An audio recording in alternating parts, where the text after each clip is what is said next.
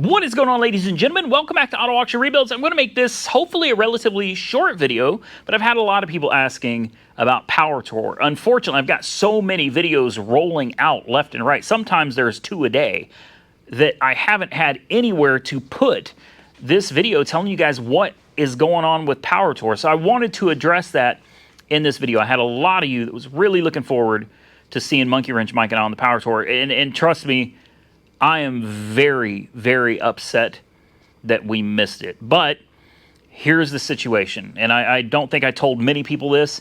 I got really, really sick after coming out here to the shop and working. And I'm not sure exactly what got me sick, but it got me sick in a bad way. I've got an immune system that is just, it's out of this world, man. I've got a great immune system, but I'm telling you, man, a couple bouts with COVID and it seems to have really affected me. But here's what happened. I was in this shop working on my new riding mower. I've got a ZTR 50-inch mower, and I wanted to install a mulch kit on it.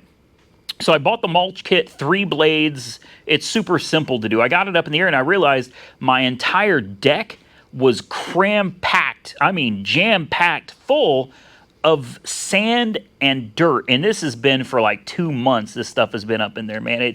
It's moist and wet and it smells bad.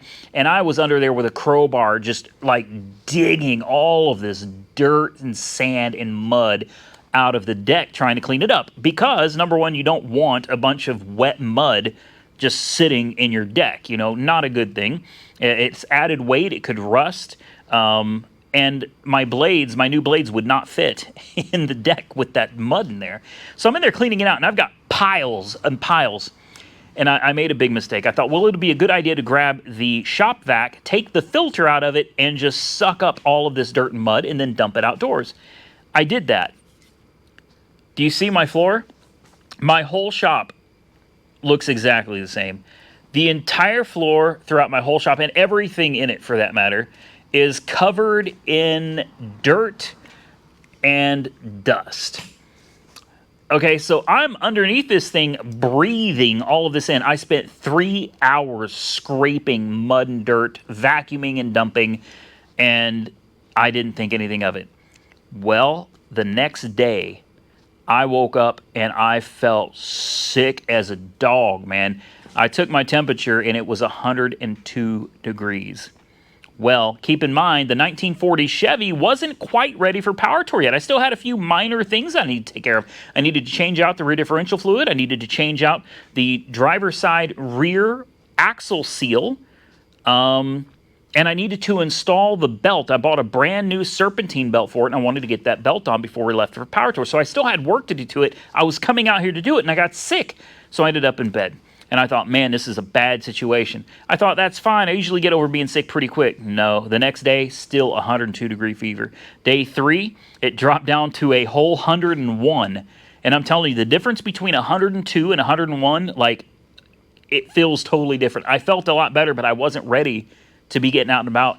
I was down for about 5 days. By day 6, I was able to get up and get out and do things, but it was limited. I was so tired and sore. My joints, I felt like I was 88 years old. I just pulled that number out of a hat. But my joints were on fire. I was stiff and sore. I had a killer headache for days, and I couldn't get rid of it. And then I was better. I don't know. Like, I had lost my appetite. I couldn't eat. I didn't want to drink. I was really sick. Well, obviously, being put back an entire week, by the time I was better, we were supposed to be leaving for Power Tour. It was impossible to do. So I did let Monkey Wrench Mike know. I let him know probably about a week in advance, and I said, hey, man, I feel really sick, and I don't think I'm going to be making it to Power Tour. It was very disappointing. He wanted to go. I wanted to go. We were both looking forward to taking the trip and meeting all of you that were going to come out to see us. And unfortunately, you know, this is the way it goes. I feel like the sickness shafted me because I spent $28,000 on that vehicle. I also spent quite a bit of money in parts and an alignment, $700 on a detail and an alignment. Like, I spent a lot of money on that car, getting everything ready for Power Tour, and now I've got a $28,000 car that's pretty much ready to roll. You could drive it anywhere, and I'm not going on Power Tour, which was the whole purpose of buying the car. So yeah, don't think I don't feel bad. I do. It really sucks for me, and it sucks for those of you that were coming out to see us. So I wanted to officially make a video, tell you what happened, apologize, and tell you I'm probably going to be selling the 1940 Chevy. I know a lot of you are going to be really upset about it, but unfortunately, the views on the channel, it gets very little. I don't want to say it gets none, but like the last couple videos I did actually working on it, it got like 20,000 views, 22,000 views or something. That's really bad. That's really bad for the channel. So I'm probably going to send it down the road. So if any of you out there might be interested in the 1940 Chevy, I don't know when this video is coming out, but it is currently June 16th, 2023. When I'm making this video. Everybody else is probably finishing up Power Tour right now, and I'm just now making my video. But if anybody might be interested in it, I'm trying to think of a number that I want for it. I don't want some crazy number. I've had people tell me, oh, it's worth $40,000. I'm not trying to get $40,000 out of it, guys. Like I feel like I got a great deal on it at $28,000. I have put quite a bit of money into it. So I'm thinking, I know it sounds like a weird number, but I'm thinking 31 is fair. 32 to me is just like, oh man, I don't want to squeeze another $1,000 out of somebody. But at the same time, I think about what I got into it after you take into consideration shipping it from, it was either New York or New Jersey. That was expensive, guys. That was over $1,000 to have it shipped. So $28,000. Now we're at $29,000 plus $700 for the paint correction and everything. I mean, we're sitting right around $30,000. So I think $31,000 is what I'm asking for it. And if somebody said, hey, I got 31, I would let it go. Come get it. Come get it. You can absolutely have it for $31,000. I think that makes you a good deal, and it makes me a good deal too. So with that said, I think I am going to get out of here. It's been a long night. I just did quite a bit of work to my new Ram truck that I'm a little shocked that I had to do. I don't know if the video already came out or if the video is going to come out after this, but either way, stay tuned if you haven't seen it yet, because yeah, I just did $2,000 worth of work to this truck, and I filmed it for you guys, and I'm kind of shocked at the cost to do this service. Anyway, Monkey Wrench Mike and I are going to do something else. I don't want you to think that we left you hanging without Power Tour. We may not be able to do Power Tour, but I did buy another diesel truck, and it is really bad. You guys loved that F350 dually that I got for $900.